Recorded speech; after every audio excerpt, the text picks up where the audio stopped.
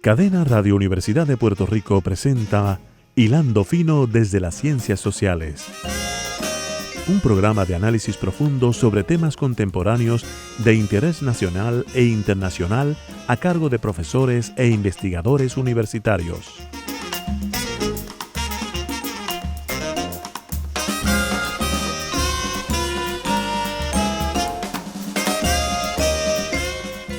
Muy buenas tardes, amigas y amigos de Hilando Fino desde las Ciencias Sociales. Les habla como todos los martes a las 4 de la tarde el profesor Javier Colón Morera. Como siempre, quiero dar las gracias a la producción de Radio Universidad, específicamente de Aiza Santos, de Sara Cruz y de Wanda Aponte, que todos los martes ayudan a que este programa se haya continuado a pesar de todos los problemas que ha habido durante esta pandemia. Hemos podido seguir adelante con el programa y estamos muy contentos por ello.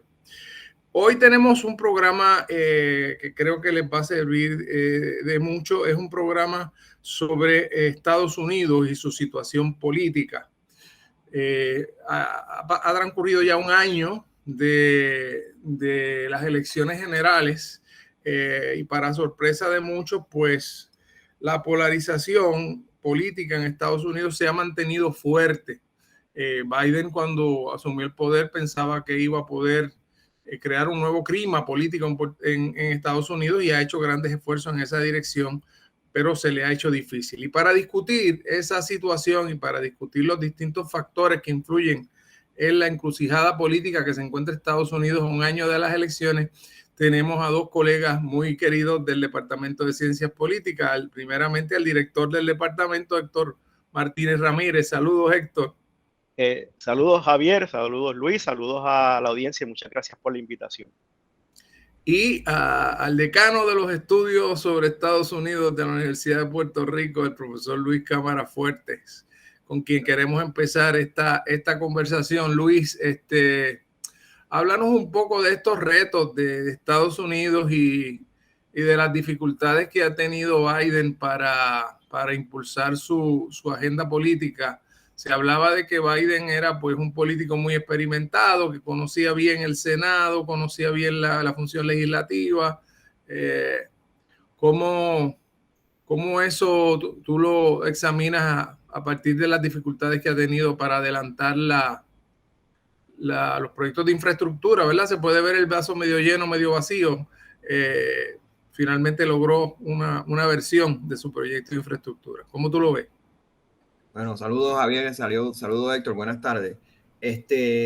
Mira, yo te empezaría diciendo que Biden tiene tres problemas principales, ¿verdad? Digo, siempre el presidente tiene un montón de problemas, pero hay tres principales.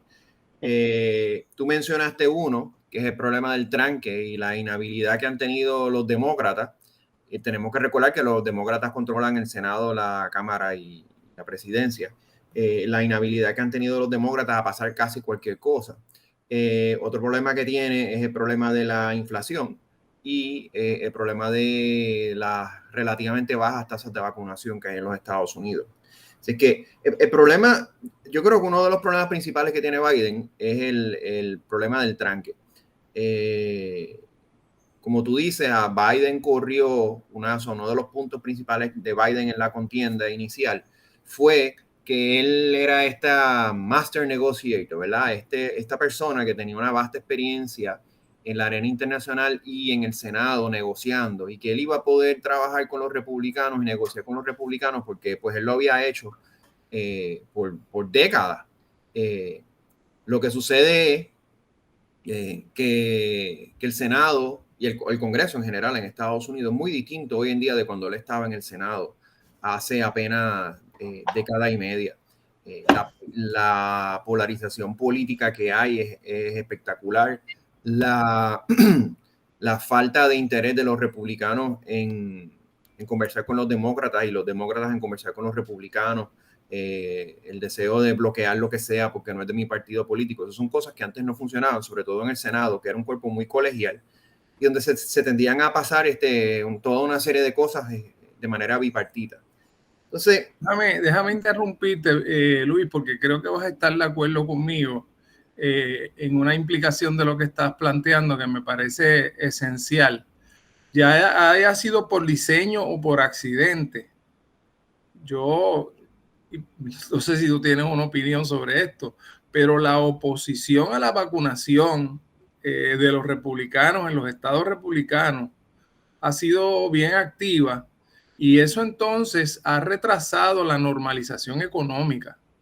Yo no sé si realmente eso es parte de una estrategia económica, política o no, pero el hecho es que si tú no normalizas el asunto del COVID, y yo en eso me siento muy orgulloso como puertorriqueño, en medio de tantas malas noticias, poder saber que Puerto Rico es una de las jurisdicciones más efectivas en la vacunación del COVID, pues en realidad me llena de orgullo porque me parece que dice algo bueno de Puerto Rico en medio de tantas malas noticias.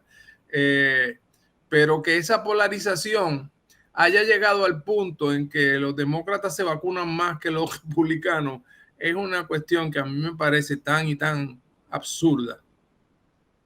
Sí, eso, como mencionaba, es uno de los problemas principales que tiene Biden, que iba a entrar ya mismo.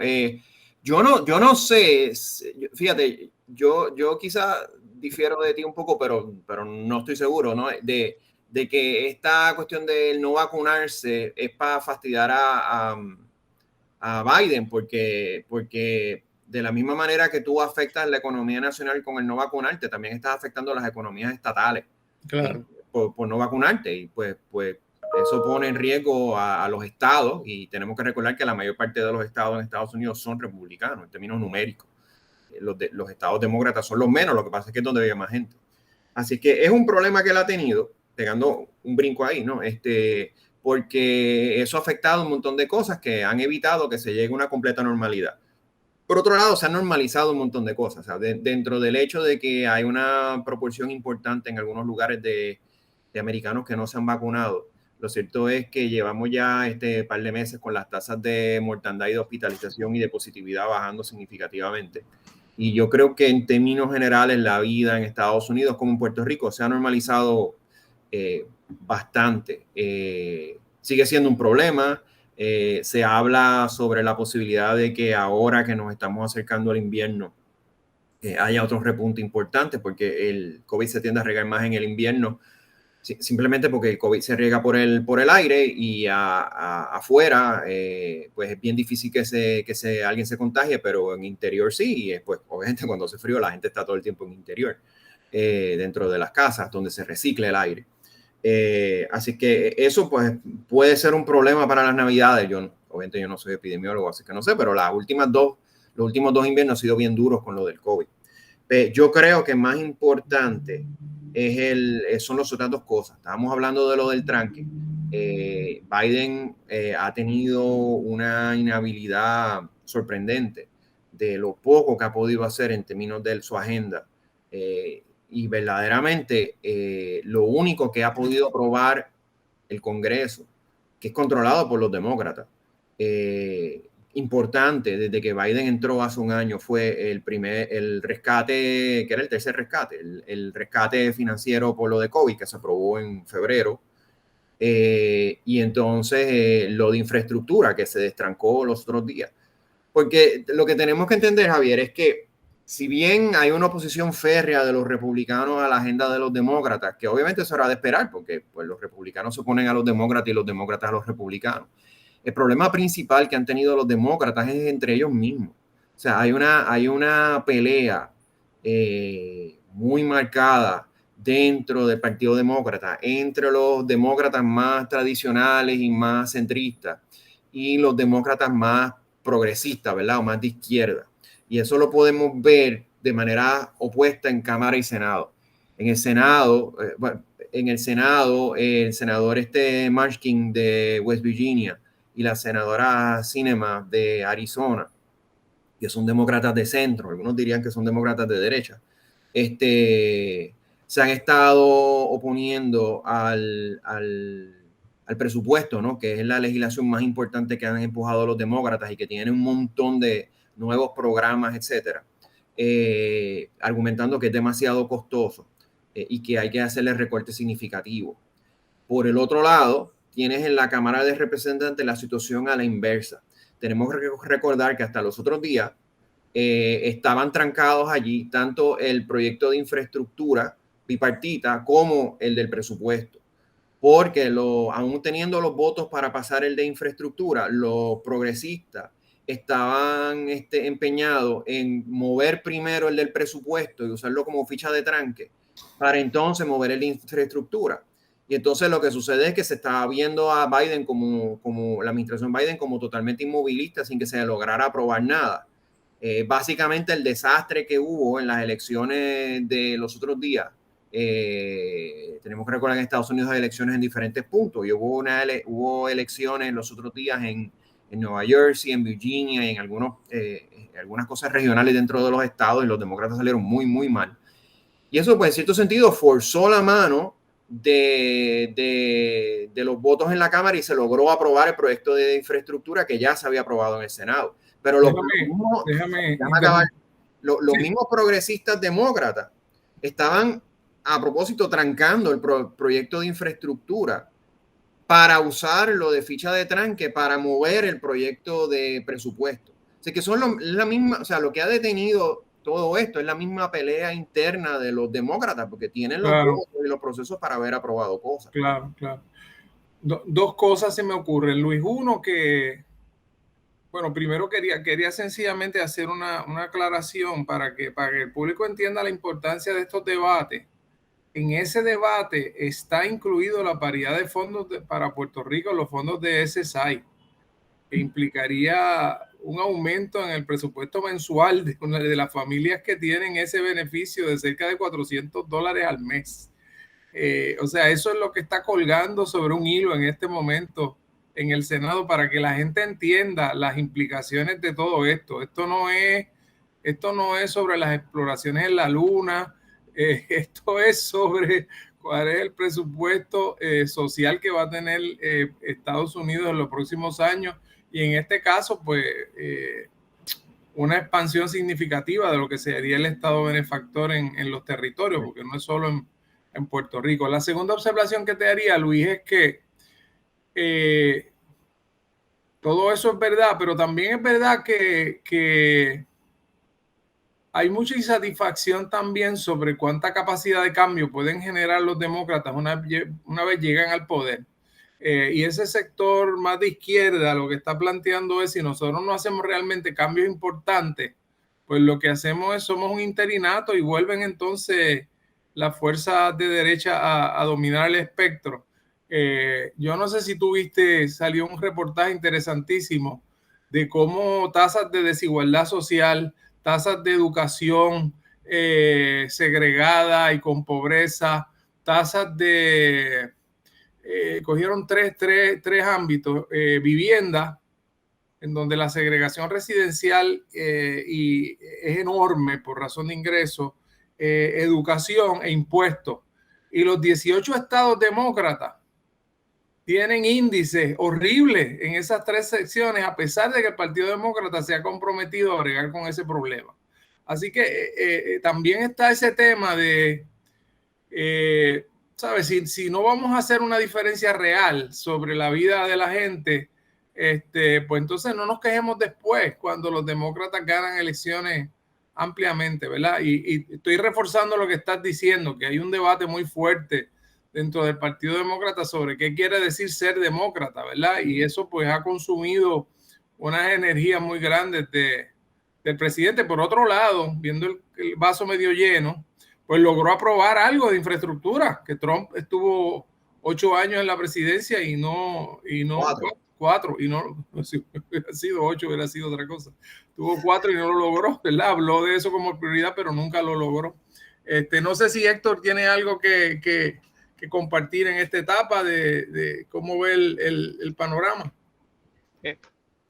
No, yo preferiría que Luis continuara. De hecho, estoy aprendiendo muchísimo de lo que ustedes dos están planteando, ¿verdad? Pues están los detalles, los intricacies de esa dinámica intracongresional, e intrapartido que creo que muchos no hemos estado familiarizados con ella. Así que preferiría que Luis continuara. Sí, Luis, ¿tienes algo que decirme a mi comentario en defensa del sector más intransigente del Partido Demócrata, tratando de decir, coño, vamos a realmente fijar una política que realmente sea distinta? Sí, Javier, ahora ten cuidado que va mañana el FCC a aparecer en tu casa tocando la puerta para llevarte preso. Mira, yo tengo mi preferencias e inclinaciones, pero yo te lo voy a poner más general. O sea, tú tienes razón, hay un debate. Los progresistas demócratas argumentan que hay que hacer cambios significativos porque eso es lo que quiere la gente y para eso los eligieron. Por otro lado, los demócratas más centristas, que de hecho son una minoría, lo que pasa es, son una minoría bastante pequeña en términos de la representación congresional, lo que pasa es que dado que en el Senado están empate y en la Cámara de Representantes los demócratas la ventaja que tienen, ahora no recuerdo si es 6 o 8 votos, es mínima, pues entonces un grupito pequeño puede trancar la cosa, sobre todo en el Senado. Entonces la visión contraria que ponen los demócratas más de centro, principalmente Manchin y Sinema, es que por un lado este nuevo enfoque, bueno, no es nuevo, pero este enfoque de los demócratas en todo este paquete de ayudas sociales, lo que va a hacer es crear un entitlement society, una sociedad de gente que vive del gobierno, por un lado, sí. Y por otro, que era el segundo asunto que quería traer, es que va a exacerbar el problema de la inflación. En Estados Unidos está experimentando unas tasas de inflación que no se veían hace más de 30 años, altísimas, no solamente que son tasas de inflación bien altas, sino que Estados Unidos tuvo este mes pasado el aumento más dramático, o sea, en la subida de la inflación en más de 30 años. Y obviamente la inflación es un issue importante porque es el equivalente a bajarle a la gente el salario. Entonces, tú tienes inflación cuando hay dinero, un exceso de dinero corriendo en la economía y hay Manchin y Sinema están argumentando que eso es en parte de todos estos nuevos programas que se han aprobado, sobre todo con todo lo que sale, todo el dinero que empezó a fluir a partir del paquete de rescate de COVID de febrero. Y entonces, pues, si nos ponemos demasiado generosos con este presupuesto, pues entonces vas a trepar la inflación más. Entonces, por un lado, pues sí, la gente pobre va a recibir un montón de ayudas y cosas que no recibían, pero la gente de clase media, que son los que votan, que no van a recibir muchas de estas ayudas, los vas a matar con una inflación espectacular. Así que esos son los dos argumentos. Cada cual pues escoge el lado que prefiera, pero verdaderamente, o sea, la razón principal por la que esto está trancado es por los mismos demócratas, porque si los republicanos controlaran una de las dos cámaras, pues uno podía entender por qué está trancado. Pero los demócratas tienen la habilidad de pasar cosas, y la cosa es que se les está acabando el tiempo porque el cálculo es que con los midterms los republicanos capturen por lo menos una de las dos cámaras legislativas. Claro, y Luis, yo creo que es importante que se tome en cuenta que ese programa de infraestructura que se logró aprobar porque 12 republicanos saltaron del barco republicano para ese voto. O sea que en realidad el sector de izquierda, progresista, como se le quiera llamar, tenía suficiente fuerza como para seguirlo bloqueando, pero ahí parece que Biden sí logró tirar un ramo de olivo. Sería bueno ver cuáles son los proyectos de infraestructura que se aprobaron para esos 12 distritos congresionales. Pero Javier, o sea, por otro lado, el grupo de los bien progresistas, liderado por Alexandria Ocasio-Cortez, todos votaron en contra de ese proyecto de infraestructura. O sea, ¿qué pasó con ese apoyo republicano? Por eso, sí, eso es lo que quiero decir. Eso es lo que quiero decir. Y hay una interpretación, o sea, obviamente cada cual, mueve la sardina para su lado, o algo así es que va el refrán. En el sentido de cómo interpretamos las elecciones. Acerca la sardina al sartén. A eso. ¿Cómo interpretamos las elecciones que hubo los otros días en varios estados donde los demócratas lo que escogieron fue una pela espectacular? En Nueva Jersey, que es un estado demócrata de arriba abajo, el gobernador demócrata salió reelecto por un pelo. Y en Virginia, donde los demócratas... ¿Por qué se produce esa elección a un año de las elecciones generales? ¿Es el término normal? Sí, porque hay estados que a propósito han desvinculado sus elecciones de los ciclos congresionales. Entonces, Nueva Jersey y Virginia, y hay un par más para otras cosas, pero esos son los dos que más sonaron. Nueva Jersey y Virginia desvincularon sus elecciones gubernamentales del ciclo estándar de cada dos años. La idea de eso, que se dio en un tiempo y después se le dio para atrás en muchos estados, pero esos dos se quedaron, era que las elecciones estatales fueran puramente de issues estatales y que no se mezclaran o contaminaran con issues nacionales. Entonces tienes el caso de Nueva Jersey, que es un estado que le va bien económicamente, que el gobernador, tiene un gobernador demócrata y que es un estado bien demócrata, donde el gobernador perdió, el gobernador demócrata ganó por un pelo, y que el líder del Senado en Nueva Jersey, que es un tipo extremadamente poderoso, perdió a un candidato republicano que es un camionero que jamás había corrido para ningún puesto político. Y en Virginia, donde los demócratas habían tenido un control férreo del estado por la pasada década y pico, le dieron una pela y los republicanos arrasaron con todo. Entonces hay dos interpretaciones, la de los progresistas, ¿verdad? Que eso es porque los demócratas no han pasado cosas ambiciosas y bold, y entonces el electorado está que no tiene interés, o el lado más de los centristas, que es que miren, estas políticas exageradas de los liberales, la inflación y toda esta cosa, lo que ha hecho es un backlash en español de los demócratas más centristas que o no votaron o votaron con los republicanos. Allá cada cual pues tendrá su interpretación, pero eso son las dos narrativas. Y hay que ver por dónde se va Biden. El problema, Javier, de fondo es que Biden no ha podido hacer casi nada. Digo, este proyecto de infraestructura es importante, pero en términos generales de trabajo congresional, los demócratas no han hecho casi nada, y ese era uno de los puntos de los republicanos, porque con todo lo que criticar a Trump pasó un montón de cosas.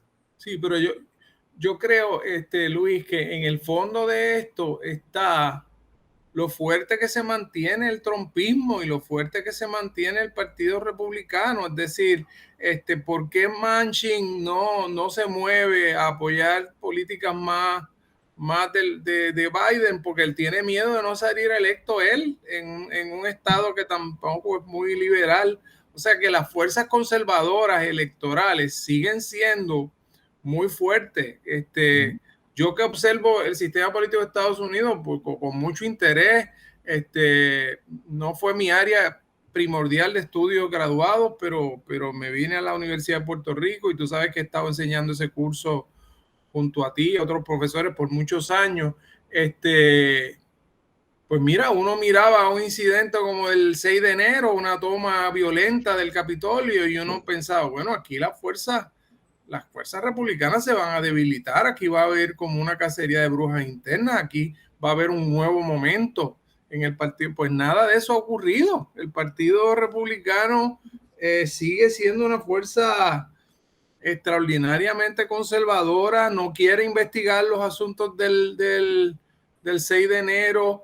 Ahora mismo están amenazando con sacar del liderato y de los comités a esos 12 republicanos que votaron demócrata. Se siguen oponiendo a la vacunación masiva contra toda la ciencia. Yo no quiero hacer lo que probablemente será la exageración de Chomsky, que dice que el Partido Republicano es la organización terrorista más fuerte del mundo, ¿verdad? Yo no quiero llegar a ese extremo, pero lo que quiero decir es que es una organización que en este momento a mí me plantea unos retos enormes como cuando la examino, porque, oye, un partido que en este momento no quiere examinar con cuidado qué pasó ese 6 de enero, la posibilidad de que hubiera ahí un golpe de Estado, la posibilidad de que ese golpe de Estado fuera institucionalmente promovida, la posibilidad de que se esté ante un posible recambio de lo que son las reglas del juego en el sistema democrático. Eso no es poca cosa,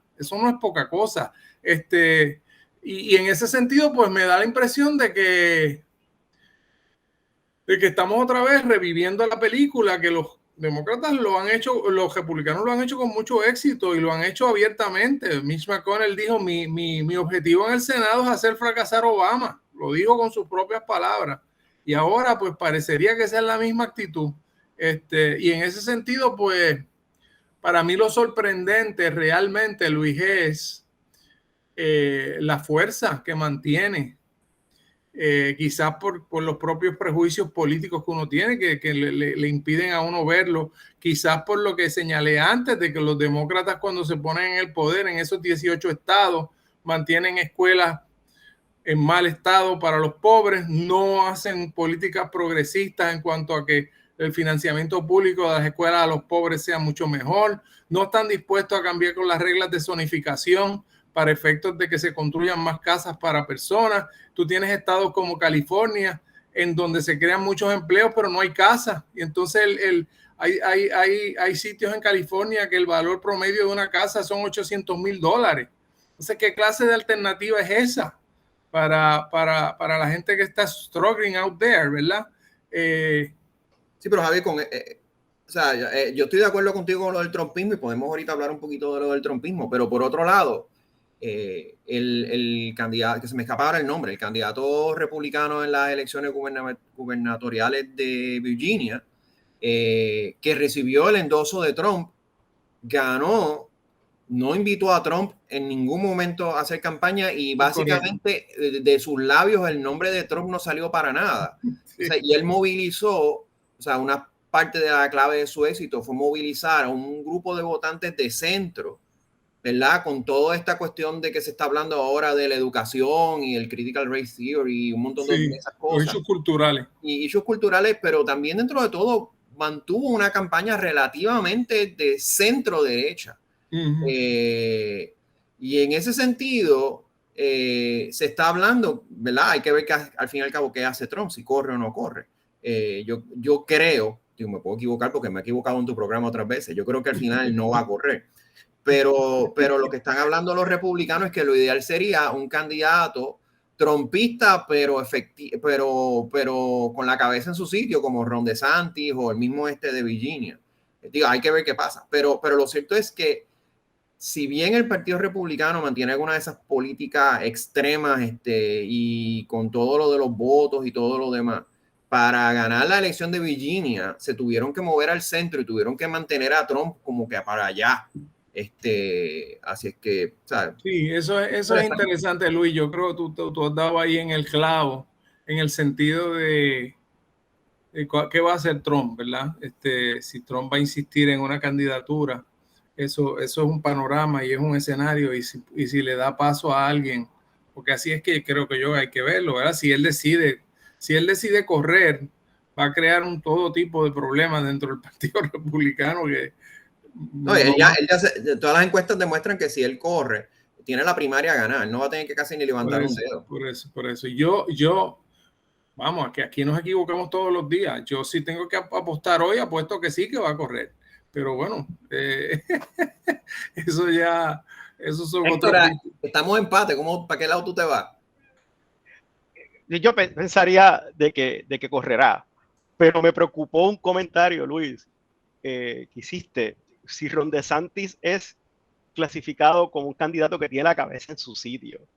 O sea, así de mal es el panorama. O sea, con relación a Trump, pero aún así, Ron DeSantis, clasificarlo de esa manera es altamente preocante. Okay. Pero si puedo darle seguimiento un momentito a lo que planteaste, Luis. Pero mira, Luis, Héctor, perdóname.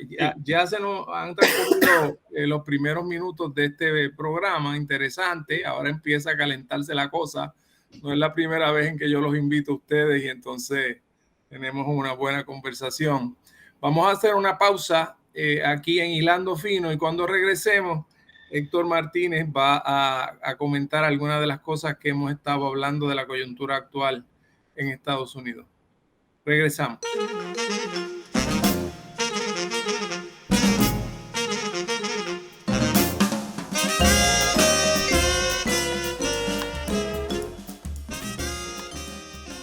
Regresamos, amigos, a Hilando Fino desde las Ciencias Sociales. Les habla el profesor Javier Colón Morera, como todos los martes a las 4 de la tarde. Este es un programa en colaboración con los departamentos de Economía y Geografía de la Universidad de Puerto Rico y hoy estoy en conversación con dos colegas muy queridos del Departamento de Ciencias Políticas, el colega Héctor Martínez Ramírez y el colega Luis Cámara Fuertes. Ambos ya llevan unos cuantos años, no tantos como yo, en el Departamento de Ciencias Políticas. Héctor en este momento es el director del departamento, por lo cual le vivimos eternamente agradecidos. Y estamos discutiendo la coyuntura actual de Estados Unidos, lo difícil que le ha resultado a Biden, y un poco Luis hace una proyección bastante dura para los que sabemos las consecuencias que eso puede tener, de que a partir de los resultados que se recibieron en estas elecciones ahora en New Jersey y Virginia principalmente, si las tendencias no varían, todo indica que entonces el Partido Republicano tomaría control por lo menos de una de las dos cámaras legislativas, con una posibilidad real de que tome un control completo del Congreso. Y entonces Luis estaba entrando a comentar. No, mira. Ay. No, lo que quería preguntar, dando seguimiento a Luis, es si la proyección es que Trump ganaría las primarias para ser candidato. ¿Por qué no serlo, Luis? ¿Cuáles son esos factores? Eso es entrar en la cabeza de Donald Trump. Sí, eso es una cosa difícil, pero mira, Héctor, los argumentos que he oído a favor de que no corra, yo la verdad que no sé, ¿sabes? Si va o no va, es el hecho de que en los próximos años se le avecinan tantos y tantos problemas legales a Trump y financieros, que el correr le va a traer mucho problema. Además, si bien es cierto que Trump tiene el Partido Republicano cogido por el cuello, los republicanos no son bobos, el liderato republicano no es bobo y sabe que ganar unas elecciones con Trump otra vez va a ser bien difícil. Y que un Trump-like como DeSantis o algún otro, que no tenga el bagaje del pelo anaranjado de Trump, se le va a hacer mucho más fácil a los republicanos ganar. Pero Luis, Trump perdió el voto popular las dos veces. Pero tú mismo es el que me has explicado a mí. Me lo has explicado varias veces en conversaciones y en este programa, que los que ganan las primarias son el sector más duro. Sí. No, yo no tengo duda que si Trump corre va a ganar la primaria, pero hay un sector importante dentro del liderato republicano que quisiera que Trump no corriera. Sí, no, porque se le va a hacer difícil ganar no las primarias, sino la presidencia. Sí. Porque pues el voto suburbano, que es tradicionalmente republicano, se fue con Biden en estas pasadas elecciones, pero votó por los republicanos en las elecciones estatales. O sea que si tú le pones un candidato republicano más presentable en sociedad, van a votar por ello, pero le pones a Trump y te corres el riesgo de que lo pierda. Pero así es que hay una presión por ese lado de que Trump se convierte en un kingmaker, pero que no sea el king. Pero por otro lado, pues Trump tiene un ego pues bien grande, así es que a lo mejor acaba corriendo, no sé. Ya lo veremos. Sí, ya lo veremos. Héctor, hemos estado conversando en las últimas semanas sobre el factor religioso en la política norteamericana. Y han salido unos análisis de que ese sector se ha ido endureciendo, por lo menos en el sector evangélico. Y salieron unas encuestas que incluso revelan que una cierta mayor tolerancia al asunto de la violencia como un recurso político, etcétera. Y se ha ido endureciendo el apoyo al Partido Republicano, el apoyo a Trump en particular. Háblanos un poco de eso. Tú hiciste tu tesis doctoral sobre el efecto político de algunas de estas denominaciones religiosas. ¿Cómo tú estás viendo el escenario político desde esa perspectiva, desde la perspectiva de la movilización del sector religioso? Sí, pues primero, Javier, quiero reconocer que precisamente por lo que ustedes comentaban hace un rato, ¿no? De todas las obligaciones que uno tiene desde el punto de vista académico-administrativo, ¿no? Como director, pues yo no había podido darle seguimiento a este tema, no le había prestado la atención en estos años. Interesante cuando me haces el acercamiento, me envías esos artículos, me motivaron a buscar mucho más De hecho, hasta tuve una comunicación con un ex estudiante de nosotros que también hizo sus estudios doctorales sobre estos temas de religión y política en Estados Unidos, Yugen Navarro, lo recordará Luis, y precisamente me proveyó también unos datos para contextualizar esto.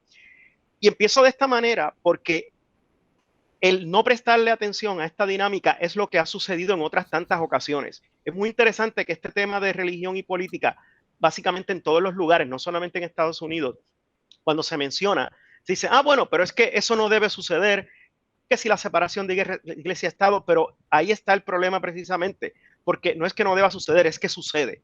Esa dinámica siempre está allí, y limitar los asuntos legales encubre el impacto, el alcance que esto tiene. Lo que quiero decir es que posiblemente lo que estamos viendo con esos datos que han salido, ¿verdad? Y que encontré, y otros tantos que para corroborarlos, ¿no? Y confirmarlos de otras fuentes, de otras organizaciones, de otros centros de estudios, de otras universidades.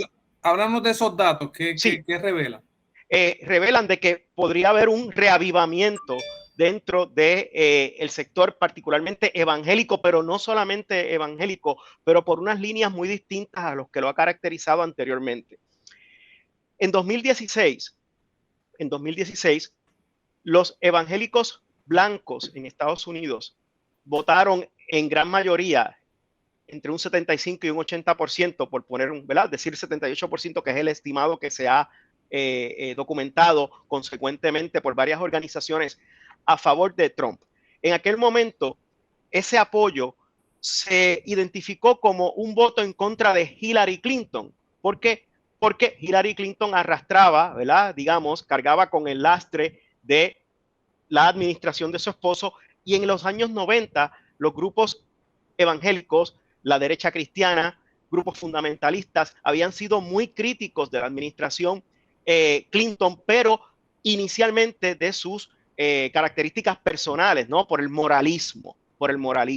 Así que en aquel momento no quedó claro entre los que siguen los temas de religión y política, pues, ¿por qué? ¿Verdad? ¿Por qué apoyar a Trump, que es un candidato que se distancia significativamente de lo que representaría ser un candidato, ¿verdad?, moral, con unas características afines con las que grupos generalmente religiosos relacionarían a un candidato? Le había dado dinero a las candidaturas demócratas, o sea, no se había mostrado especialmente interesado en issues morales, ni yo entiendo que hasta se había expresado a favor del aborto antes, o sea. Sí, él iba en contra de muchos de los issues emblemáticos, ¿verdad? De los bueyes que andan la carreta de los grupos religiosos, y no dijo, mira que no dije evangélicos. ¿Por qué? Porque aquí también puede haber muchos no evangélicos, católicos, ¿verdad? Conservadores, que también apoyen estas políticas. Claro. Y es por eso que el tema de religión y política en Estados Unidos es tan fascinante, ¿verdad? Porque es muy dinámico, ¿verdad? Hacer unas denominaciones es muy difícil. Hay mucha actividad interdenominacional. Y hay posiciones sociales, como ustedes hablaban ahorita de la diversidad dentro del Partido Demócrata, hay posiciones sociales que son compartidas por personas de muchísimas denominaciones, ¿verdad? Y eso lo hace interesante, pero a la misma vez un reto el poder estudiarlo. ¿Pero qué pasó?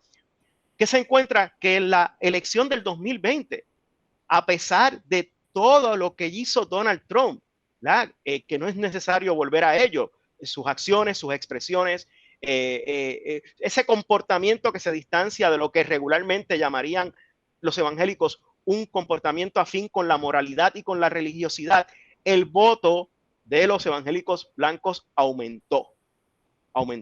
Y se estima que de los, ¿cuánto fue que sacó Trump? 73 millones de votos, aproximadamente, un poquito más si acaso. Más de 28 millones de votos vinieron de esos evangélicos. ¿Pero cuáles evangélicos? Evangélicos blancos. ¿Okay? Evangélicos blancos. Estamos a un año de la elección. Generalmente toma entre 1 y 2 años el hacer estudios que corroboren estos datos. Como por ejemplo, les dije, en el 2016 se encontró que fue un 78%. Ese 78% se corrobora para el 2018, porque se localizaron a votantes, ¿verdad?, que se comprobó que fueron, ¿verdad?, que eligieron el voto, la metodología que utilizaron para darle validez a esos estudios. Así que estos estudios a un año de las elecciones todavía siguen siendo, ¿verdad? Digamos, unos estimados, a posteriori, ¿verdad? Pero estimados. Y es por eso que hay que brindarle mucha atención a esto, pero no solamente por los evangélicos blancos, sino también por los católicos, porque los católicos blancos también votaron a favor de Trump. Votaron algunos más por favor de Biden en comparación con Clinton, pero más a favor de Trump. Si no recuerdo mal, la nominada al Supremo o la última de Trump, Barrett, es católica, ¿verdad? Sí, entiendo que sí. Sí, mi recuerdo es que ella es católica. Es católica y es muy, uno de sus elementos convicciones personales más fuertes es que está en contra del aborto y esa es una de las áreas en donde se puede ver ahora movimiento importante en el Supremo. Hay casos que podrían, ¿verdad? Podrían ser muy importantes en cuanto a limitar o revocar a Roe v. Wade. Así que todo esto que tú estás hablando, Héctor, lo que quiero de nuevo decirle, mire, esto no es una teoría especulativa por acá, son cosas que están ocurriendo en el sistema político de Estados Unidos que ya están teniendo impactos en la política pública. Yo creo que el valor de esta conversación es más prospectivo. Es que no nos coja de nuevo como pasado en años anteriores, en décadas anteriores, como por ejemplo en los 90, ¿verdad? Con el movimiento de la derecha de cristiana y la influencia que tuvo en el Partido Republicano en esa década. Que no nos coja de sorpresa, ¿verdad? Y para eso, pues, un poquito más adelante voy a darle un breve recuento, ¿verdad? De qué sucedió en aquel momento. Quizás es prospectivo, estar pendiente de qué pase de aquí al 2022, las elecciones de medio término, 2024, si Trump corre, si no corre, porque lo que preocupa intradenominacionalmente, primero, evangélicos no son propiamente una denominación, pueden ser personas de muchas denominaciones. Aquí el factor que parece ser el común denominador es raza. Estamos hablando de personas blancas, ¿ok? Las personas blancas que se autoidentificaban, ¿verdad? Con niveles de religiosidad independiente de la denominación, favorecieron a Trump. Entonces, son relaciones que vamos a tener que mirar, ¿verdad? Favorecieron a Trump. Personas, mientras menos su identificación con elementos religiosos, en favor de Biden. Por supuesto, no importa de cuál denominación, los negros votaron a favor de Biden. No importa de cuál denominación, los hispanos votaron a favor de Biden. Pero los blancos, la independiente de la denominación, votaron en mayoría a favor de Trump. Entonces, ¿cuál es la preocupación que han elevado hasta personas vinculadas a la religión, ¿verdad? Teólogos que han levantado también estudiosos de estos temas?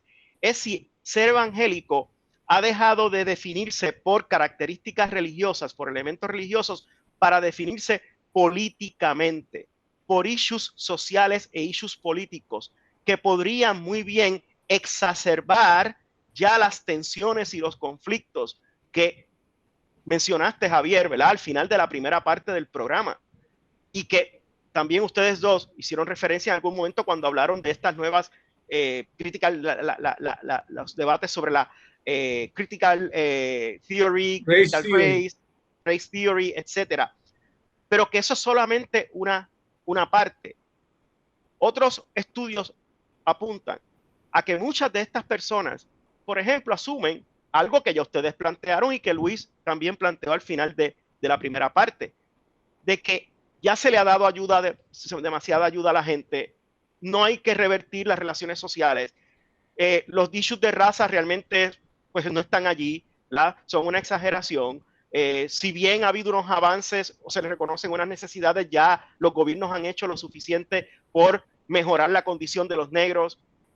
Ese tipo de cosas es la que se relaciona con ese grupo blanco, ¿verdad? Conservador socialmente, que se autodenomina también como evangélico.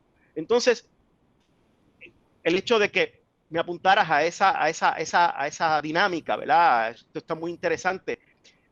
Me llevó a encontrar de que hay una gran inquietud, tanto desde el punto de vista religioso, también como de estudiosos del tema, también como de elementos políticos, sobre si lo que está viendo es un reavivamiento político, no religioso, de personas que se identifican como, en este caso, evangélicos, pero que también podrían incluir a otros de otras denominaciones y hacer una coalición multidenominacional como pasó en los años 90 con la derecha cristiana.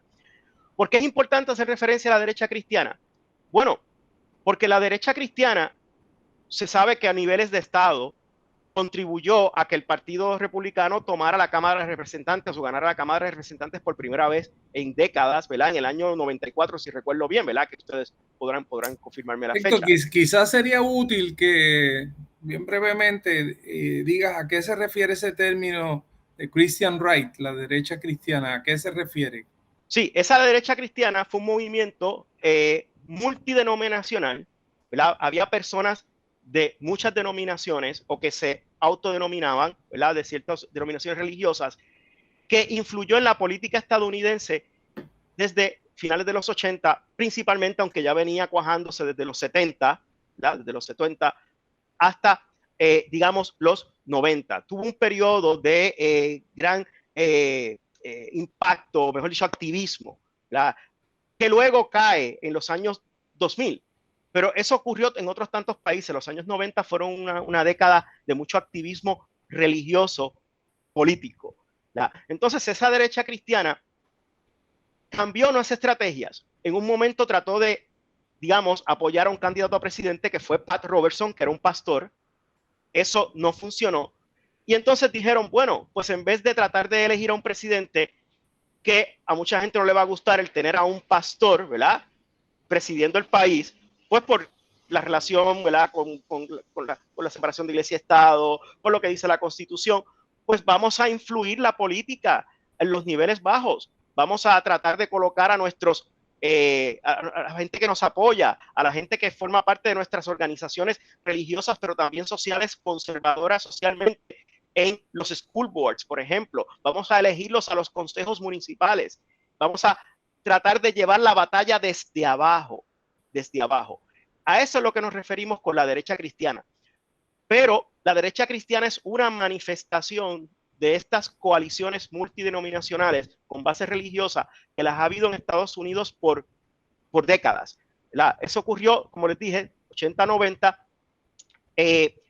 Posiblemente estamos viviendo un reavivamiento que no se va a llamar derecha cristiana porque, contrario a lo que sucedió en aquel momento, en los 90, ellos tenían líderes religiosos, ¿verdad?, ya fuese a nivel nacional, estatal o niveles más bajos de condados o municipios. En este caso, no hay un líder en particular. Lo que tenemos es a personas que se identifican como evangélicos, que manifiestan una preferencia por Trump, por sus políticas sociales, a pesar de que como candidato y como persona, Trump se distancia significativamente de lo que sería un líder moral, ¿verdad?, afín con las características religiosas.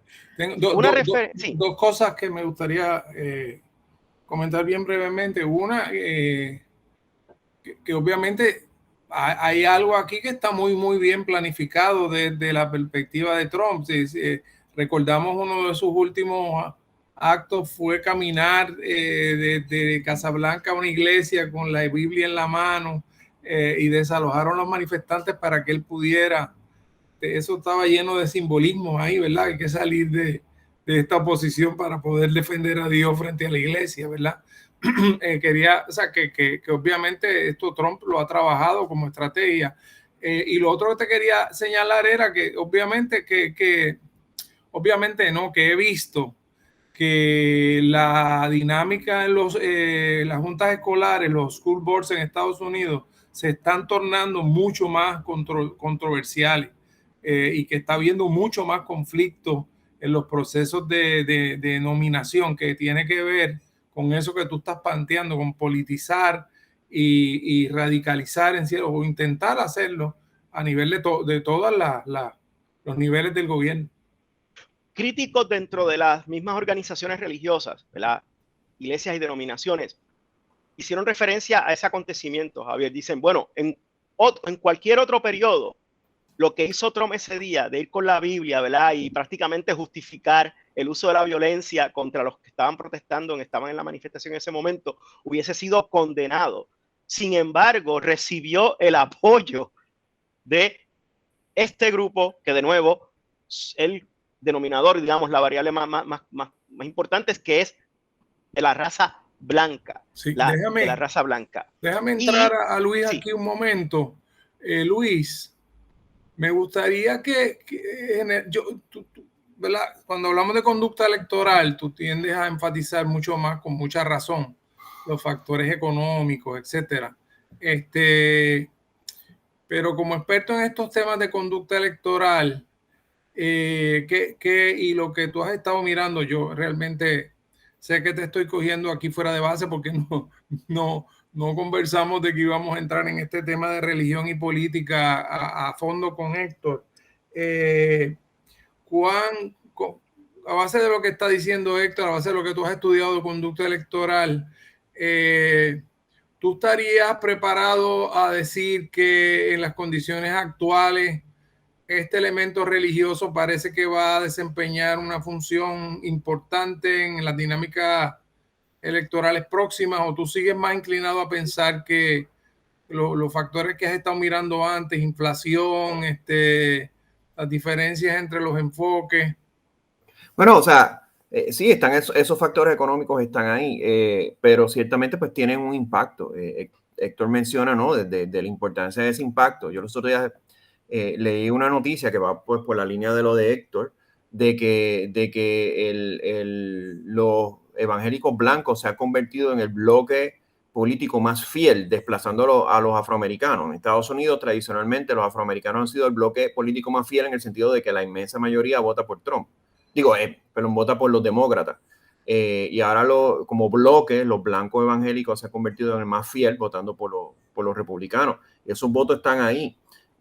Obviamente tampoco podemos echar a un lado la cuestión de la economía. Unos estudiantes me estaban preguntando los otros días si lo mal que salieron los demócratas en estas elecciones entre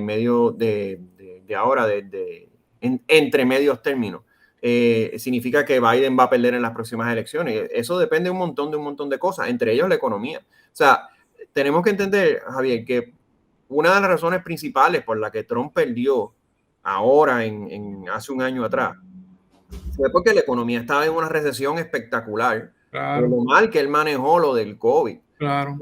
Yo le digo a mis estudiantes, si las elecciones hubieran sido en noviembre de 2019 en vez de noviembre de 2020, Trump estaría todavía ahí de presidente, porque la economía estaba en un boom espectacular. Y cuando la economía está en un boom espectacular, la gente tiende a obviar un poco si el líder pues está medio weird.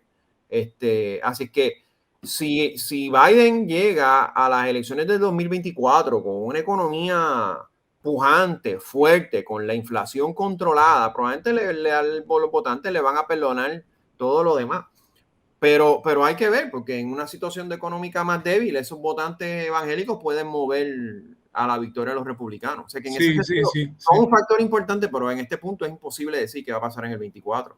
Me parece interesante lo que está planteando Héctor en términos de los estudios de ciencia política, porque cuando Héctor menciona la cuestión de intersección entre religión y raza, me acuerdo de esa afirmación tan contundente y tan brutal de que el momento más segregado de la semana norteamericana es el domingo por la mañana, en que los negros van a sus iglesias, los blancos van a sus iglesias, los hispanos me imagino que se integrarán un poco más a los servicios de esos dos grupos, pero también tienen sus iglesias. Entonces es bien interesante ahí determinar de esos dos cuál es el factor que está siendo determinante, pero ciertamente todo indica que el factor raza está teniendo un peso ahí fundamental.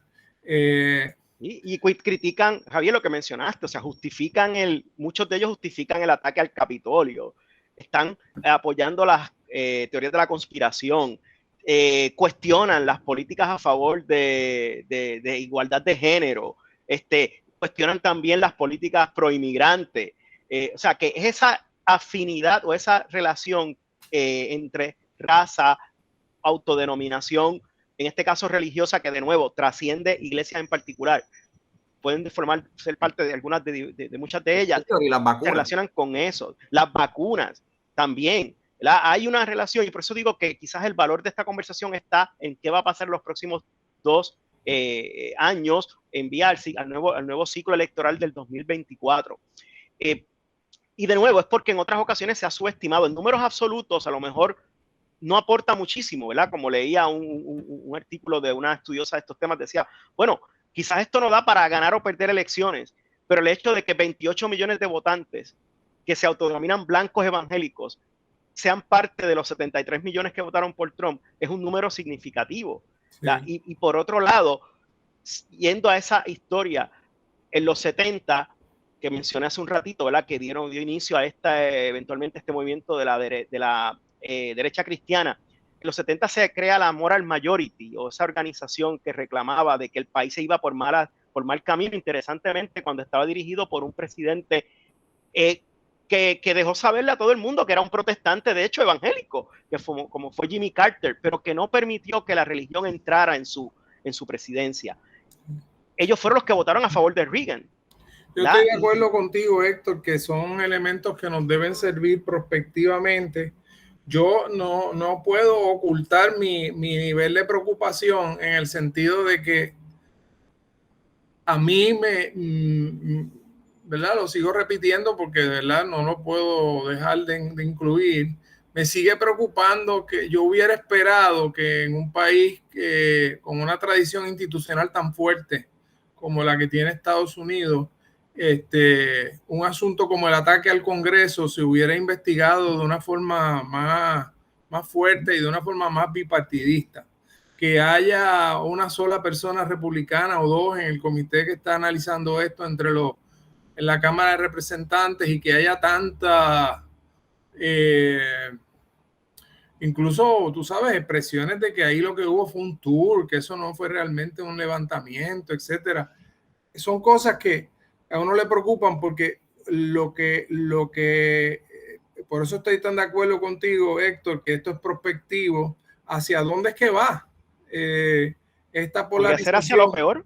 ¿Y cómo se puede manifestarse? Pues se manifestará en un rompimiento con patrones institucionales que siempre damos por dado cada 2 años, cada 4 años, cambio de gobierno, tal. Pues ahí está el libro de Levitsky, cómo las democracias mueren, cómo se establecen unos patrones de conducta que empiezan a debilitar y de pronto te encuentras con una evolución a algo que no tenías antes y que alguna gente llama autoritarismo, fascismo, como sea. Yo no estoy anticipando eso, lo que estoy diciendo es hay que mantener el ojo pendiente. Gracias, Luis Cámara, por siempre estar disponible. Gracias, Héctor Martínez. Ha sido realmente un gran placer tenerlo. Y a los amigos de Hilando Fino será entonces hasta la próxima semana. Cadena Radio Universidad de Puerto Rico presentó Hilando Fino desde las Ciencias Sociales.